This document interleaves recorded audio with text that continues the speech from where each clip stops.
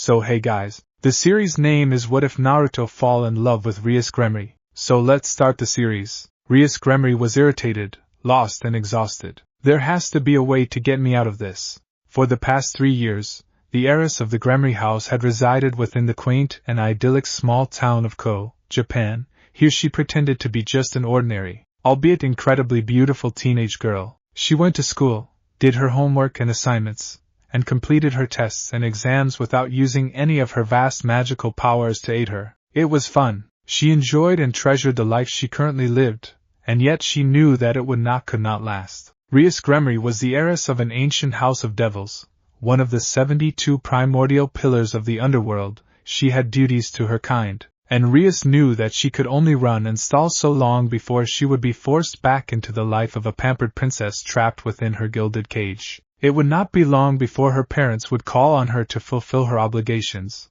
upon which she would marry him, and with that her cherished freedom would be gone, and that frightened her greatly. She was afraid of becoming a trophy wife. She was afraid of her fiancé, or rather she was afraid of what he would do to her and the members of her peerage if she did not find a way to break this accursed engagement. Rias sighed and ran a hand through her long, crimson-red hair, enjoying the silky texture of the strands as they tickled the tips of her smooth fingers. That cursed engagement! Just how could mother and father do this to me? She bit down hard on her lower lip and squeezed her eyes shut to stave off the moisture that built on the corners of her otherwise magnificent and vibrant eyes. The contract that was set up was difficult enough to swallow, but the fact that her parents were the ones to set it up hurt more than words could convey. Her parents, the illustrious Lord Zeoticus and Lady Venelana Gremory, were the two devils that Rias looked up to throughout her childhood, the two devils that she loved above all others, even above her own Isama, and yet they still did this to her.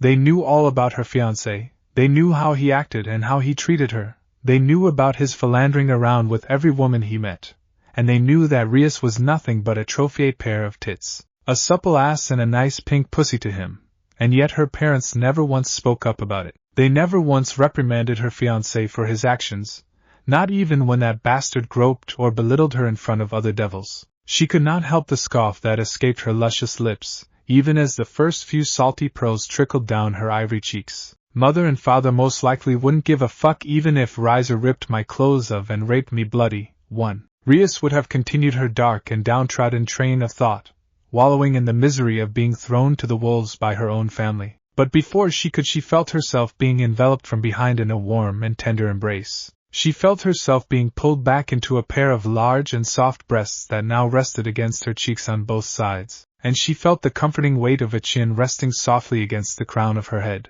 The sweet and alluring sense of orange, jasmine, rose and vanilla invading her nose only confirmed what she already knew. Akino-chan.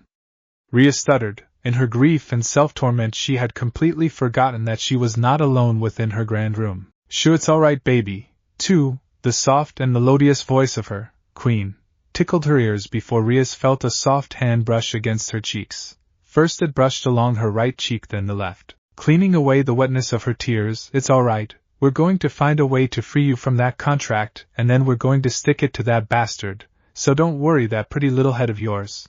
But I didn't. Rias was cut off from her attempts to save face by a soft chuckle coming from behind. You don't need to pretend, Rias-chan. She felt Akino lightly brush her lips against the crown of her head.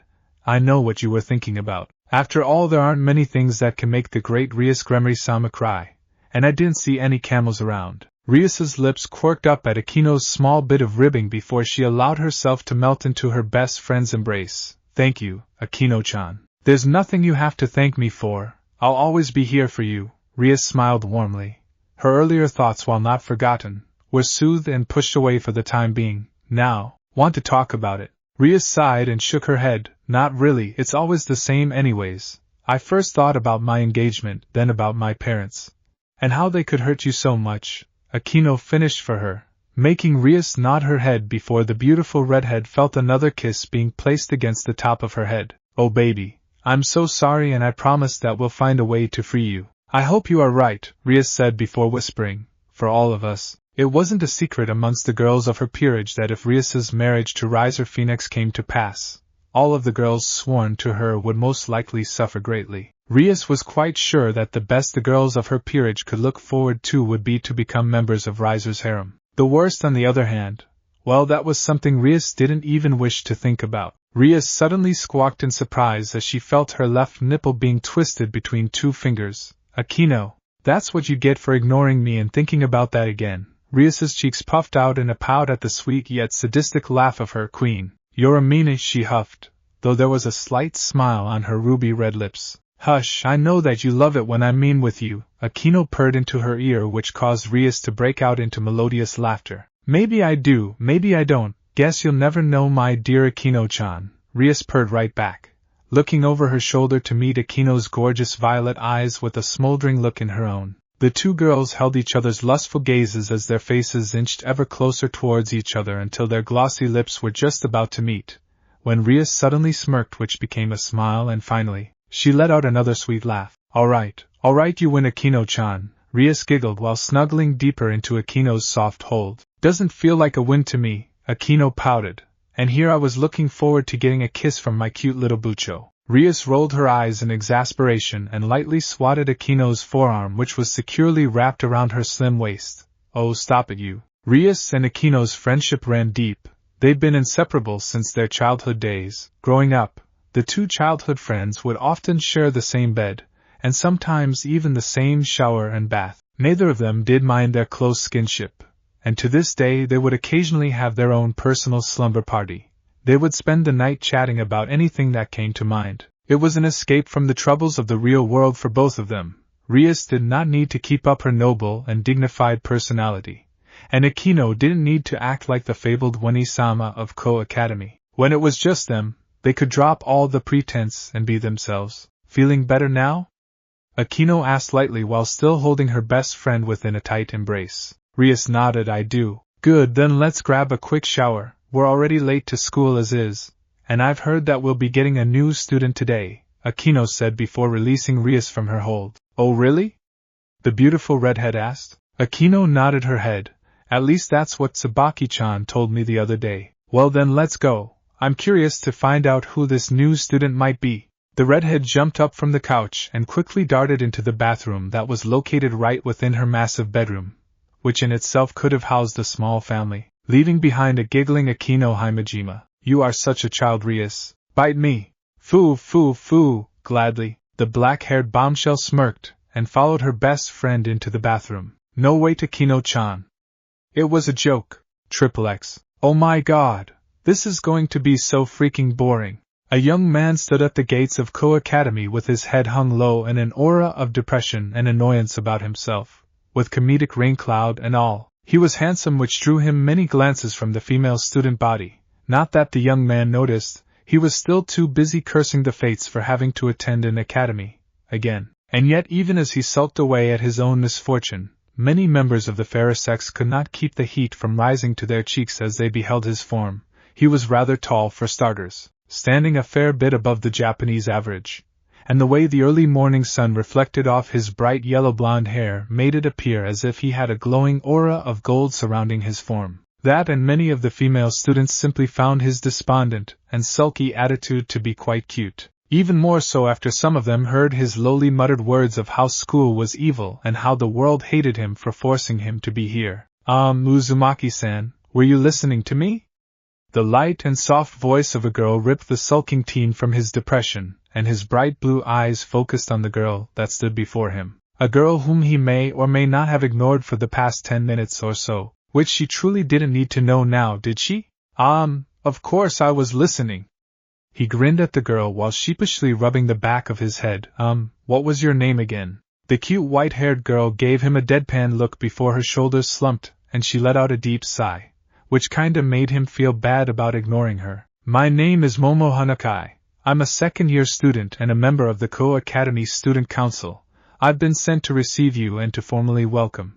Well, if anything, the students at this school seem to be nice enough, the blonde thought absent-mindedly, again completely ignoring the girl in front of him. And I would be lying if I'd claimed that the girls that I've seen so far weren't utterly drop-dead gorgeous. As the last thought crossed his mind, his deep blue eyes took in the form of the girl standing in front of him. She was beautiful. Rich white hair that cascaded down her back and framed the sides of her pretty face. She had creamy white skin that looked to be utterly smooth and without a single visible blemish. and the school uniform that she wore hugged her womanly curves in all the right places, leaving little to nothing to the imagination. Uzumaki-san. The young man was startled when the cute girl Momo he recalled shouted his name, while snapping her fingers in front of his face. Why yes. Stop ignoring me! The girl cried with puffed out cheeks and an annoyed look on her beautiful face. But I didn't. Then what did I say? That your name is Momo Hanakai, that you are a member of the Ko Academy Student Council and that you were sent here to officially welcome me to the Academy, and to give me a tour of the Academy grounds. Furthermore, you said that you would be open to any questions I may have about the Academy, its rules and regulations, and that you'd lead me to the headmaster's secretary where I will be given my schedule. His lips quirked up in a small smirk as he took in the look of surprise on Momo's face. Nothing like some good-natured fun to brighten up an otherwise bad day. I apologize for accusing you of ignoring me, Uzumaki-san. Momo stumbled over her words with a flustered expression on her pretty face. None of that, Momo-san. I should apologize for making you feel as if I'd ignored you. He smiled brightly at her, inwardly cheering a bit when he noticed the small dusting of pink on Momo's cheeks. And please call me Naruto. I'm truly not fond of formalities. Okay then, Naruto-san, the cute girl stuttered out timidly before she cleared her throat and once more adopted a more serious persona. Now then, if you would follow me, we should begin with your tour around the campus. Momo was just about to turn around and begin her stride when Naruto spoke up. Yeah, about that. I don't think that I will be needing that tour. What? But the campus is large and it's easy for new students to get lost here, Momo claimed while stopping mid-step to turn and face her charge for the day. But the fun of getting to see new places is exploring, isn't it? Naruto gave Momo another grin, showing his pearly whites to the world before he vaguely gestured at the large academy building. Just give me the directions to the headmaster's office and I'll find my own way around. But what if you get lost and don't make it to class on time? Momo was partly worried that the new student would get into trouble on his first day, but more than that she was worried that she would get in trouble with Kaicho for allowing Naruto to get into trouble on her watch. She would rather not have her behind spanked until it was the color of a ripe cherry. Again, don't worry about it, Momo-san. If I get into trouble then I'm going to own up to it. And if you're worried about getting into trouble yourself, then just tell whoever it is you answer to that I insisted on exploring the campus on my own. Momo frowned at the admittedly handsome young man before she let out another sigh. If you are sure. I am, he nodded. Okay then, just try to get to your class on time. If I recall correctly then you are in class 3A, it's on the 3rd floor. Naruto nodded. I'll remember it. Thanks for the warm reception, Momo-chan. With that, Naruto turned towards the academy and walked away from the blushing girl, waving over his shoulder as he did, though as he was a few paces away from the second-year girl he heard her call out to him. Welcome to Ko Academy, Naruto-kun. He smirked and continued his slow walk towards the main academy building. Yeah, maybe going to school won't be all that bad after all. XXX. 1. Lord and Lady Gremory strike me as being quite nice and lovely in canon.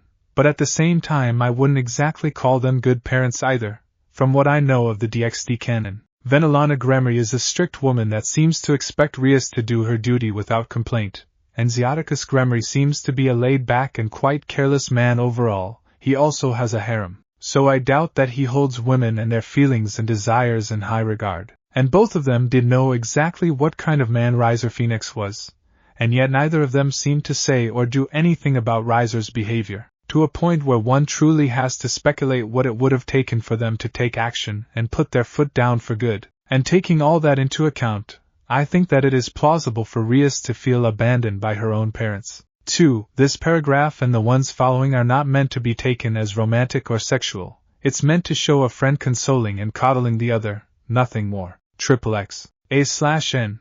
Hello and welcome to another story of yours truly. I hope that it was enjoyable. I'm sorry for the length of it, but I've always been of the opinion that a prologue should be short and sweet, that it should serve as an introduction to the main character and the setting of the story while also giving a few hints on what the reader may expect from the chapters to come. Obviously, I'm still working on it myself, tongue sticking out. Anyways, what is there to expect of this story?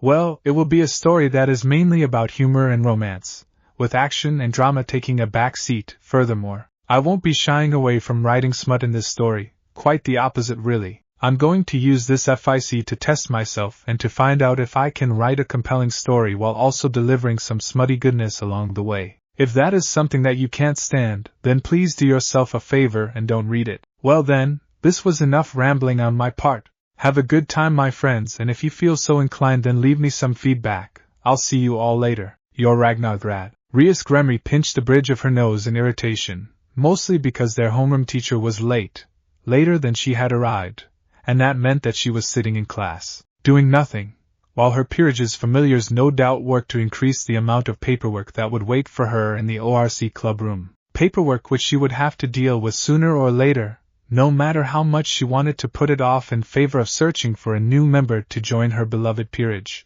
But no, she needed to keep up on doing her duties, no matter how tedious they might be. But it was just so boring and monotonous. She had no idea how Sona managed to deal with her workload with such effortless swiftness. At that moment, her ears picked up on a commotion from outside the doors. The chatter inside the class died down as students looked up to see the teacher strolling in.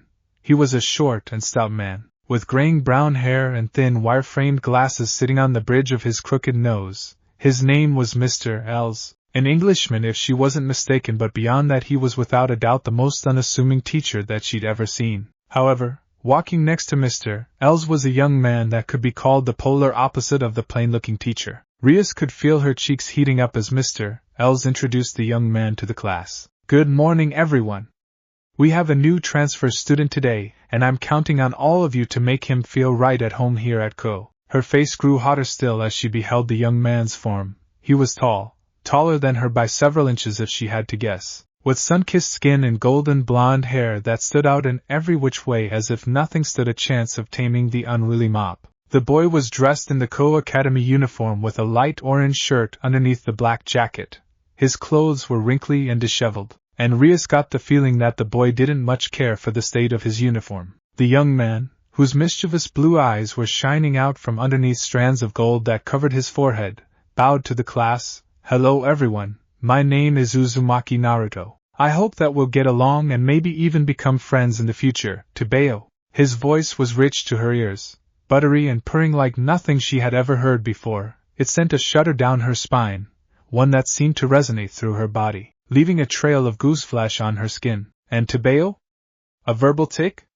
It was oddly charming if a bit immature. Rias noted that he had 3 blemishes on each cheek, almost appearing to be whiskers. It lent him a cute yet roguish appearance, which was already reinforced by his playful bow and strange verbal tic. All around the class Rias could hear whispers burst like overflowing balloons, girls speaking with hushed voices, chatting and murmuring over the new student. Maybe it was her imagination playing tricks on her, but she felt the room heat up quite a bit, as though she was urged to fan herself, and glancing around it became obvious that she was far from the only girl to feel this way. She watched how the boy straightened himself before turning to face the teacher, and once more her ears were assaulted by the seductive purr of Naruto's baritone. Where would you like me to sit, sensei?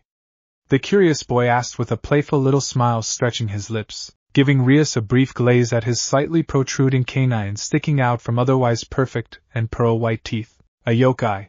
Rias glanced around as she heard half the class sigh dreamily. She didn't know what to make of it, but seeing every girl stare at the boy with dreamy, star-struck eyes irked her. But she could not blame her fellow female students either, because one thing was for sure, Kiba was going to have to fight for his title now. Pretty boy number 2 had officially arrived, and boy was he a fine piece of eye candy. Rias could say with full confidence that Naruto Uzumaki was the best-looking boy she'd seen this side of the underworld. Her mind tried to find any man she knew that struck her chords as this one did, but none came to mind. Rias turned to look over her shoulder at her queen, and saw that Akino too was smiling at Naruto, deep violet eyes moving up and down, roaming over the boy's body and without a doubt, disrobing him with her eyes. Akino, really? You too? The crimson-haired beauty could feel her eyebrow twitch. She couldn't blame Akino for ogling the boy when she had done nothing but the same since he entered the classroom. But again it didn't sit right with her. Not at all. Was she feeling possessive over a boy she didn't know? No, that couldn't be it, right? Well, Uzumaki-san, you can take the free seat over there, next to Himejima-san, Mr. Els said, pointing at the seat next to her best friend. Naruto's gaze turned to the queen, of Rias peerage who had raised her hand to make herself noticed by the new student. And there it was again, that twinge of irritation forming in the pit of her stomach as she watched Naruto look at her best friend with those gorgeous blue eyes of his. He's undressing her with his eyes, I just know it. Rias blinked. Where did that come from? Why would she care if the new kid ogled her best friend? She knew for a fact that Akino wouldn't mind being stared at. So where was this sudden irritation coming from? I'm just protective of Akino-chan, yes that's it, and as Akino's best friend I'm allowed to feel offended on her part. She nodded decisively, happy with her victory over her mind. Rias finally pulled her eyes away from the new student after watching him walk towards Akino, but not before feeling her body shudder one last time as Naruto passed her, and her nose caught a whiff of his scent. A smell of pines, dried leaves, and fresh dewy grass followed his wake. Such a unique and manly scent made her feel lightheaded. What's wrong with me? She pinched the bridge of her nose and lightly shook her head to rid herself of whatever spell she'd fallen prey to. Now then, I believe that it's time to get this day started, Mr. L said as he walked towards the blackboard. Class, please open your Algebra 2 textbook, page 76. And as Rias decided to put her focus back on her studies, she was completely unaware of the pair of blue eyes that studied her from behind. XXX. Naruto watched the girl with the crimson hair out of the corner of his eye. She was beautiful. She had a voluptuous body with a perfect hourglass figure and a large bust. Admittedly, he found it hard not to stare at the breasts hidden beneath the uniform that hugged her figure oh so nicely. But it was her hair that first drew his eyes, so rich and vibrant as it spilled down her back, adorning the ivory skin of her face and complementing those turquoise eyes that shone out from beneath a messy fringe of crimson silk that covered her forehead and crossed down her cute button nose. Even as he looked at the back of the girl's head, Naruto found it hard to believe that such beauty could be real. Throughout his life, he saw many gorgeous women, but this one here stood leagues above them all. When his eyes first fell on her as he entered the classroom, he felt his throat turn dry, his heartbeat quicken, and his palms run wet and sweaty. From that moment on it was a battle to not look at that beautiful girl, for he feared that if he had allowed himself to stare, he would still be standing there in front of the class, frozen like a statue, and a blush to end all bushes on his face. No thanks, he'd rather not make an idiot out of himself just yet. He knew from past experiences that being the class clown was not exactly a fun time. No, that was a lie. He remembered having a blast as he raised hell throughout the Shinobi Academy, and then being chased by Irika and running away from the angry office ninja that got stuck working at the academy as bureaucrats and teachers. Those were fun times. He smiled and looked down at his book, already laying open on the table before him, and as soon as his eyes roamed over the first page his smile gradually began to fall. What was this? Was this book written in Moonspeak? Because Naruto sure as hell didn't understand anything that was written within. The more he read the more his confusion grew. This book was about math.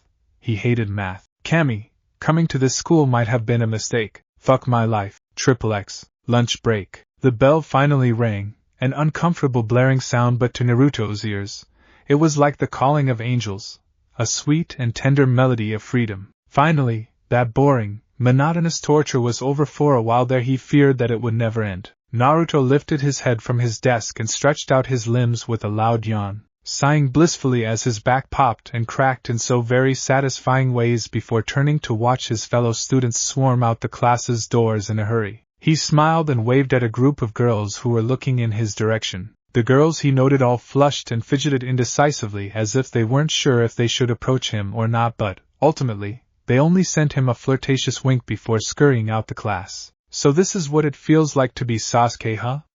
I honestly could get used to this. He rolled his shoulders and began to clean up his table. Oh my, looks like someone's popular.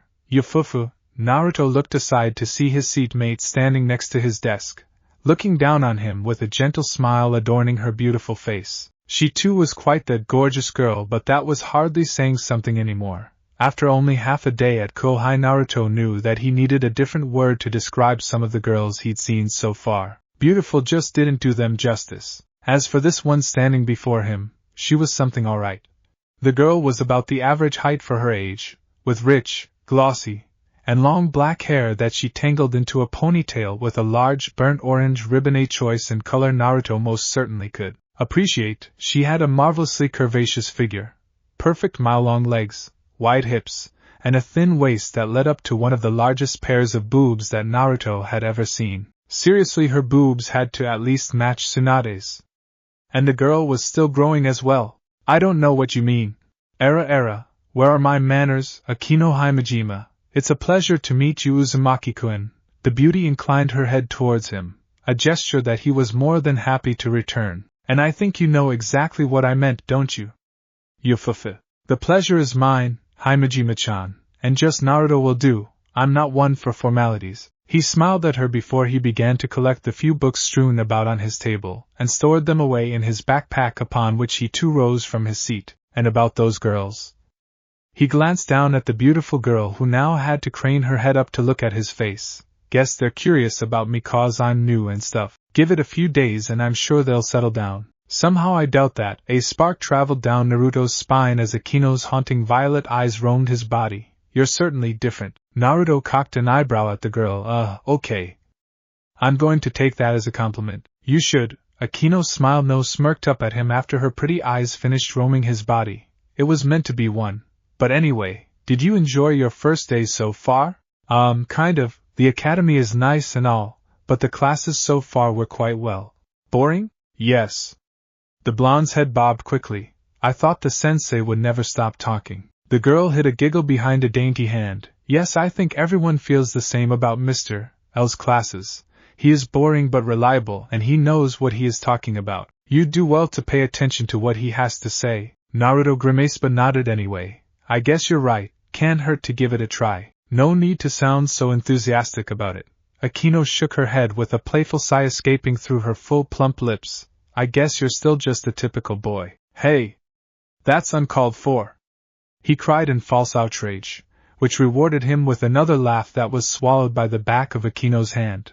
And I'll have you know that I'm nothing like the guys here. Databeo. Akino crossed her arms underneath her sizable bust, and playfully sized him up. Isn't that what every boy tells himself? The girl's violet eyes then flicked aside, prompting Naruto's gaze to follow, and they both saw the red-haired girl began to lift herself from her seat.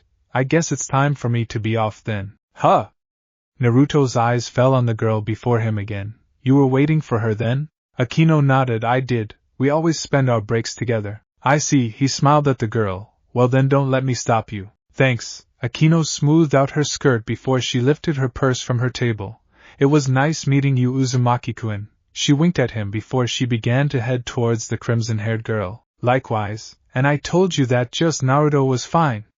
Naruto called after the girl but received no reply. He threaded a hand through his hair and watched as Akino met the other girl at her table before he grabbed his small backpack and made to exit the class himself, his thoughts clinging to the conversation he shared with the black-haired girl. Despite the prime and proper way the girl held herself, she struck him to be quite playful. A shame that she didn't have time to talk a while longer.